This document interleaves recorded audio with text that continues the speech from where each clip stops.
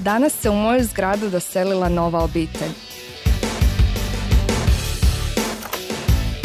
Moja susjeda je bila posebna, ali sam tek trebala otkriti koliko. Počele smo se družiti s Danom. Dani je bilo dosadno razgledavati izloge, pa je predložila da upoznamo njezinu ekipu. Bili su tako cool. Osjećala sam se starije uz Danu.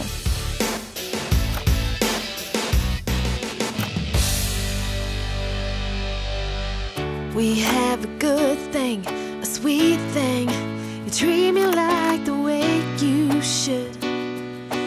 Not to mention that it sure feels good. Od tog dana sa njom sam se viđala sve rjeđe i rjeđe. Toliko sam se družila s Danom da sam potpuno zaboravila na Anju.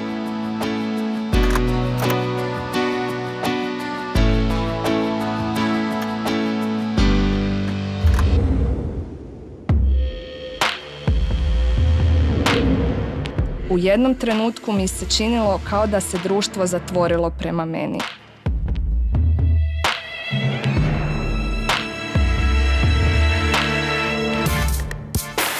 Bila sam spremna učiniti sve kako bi me opet prihvatili.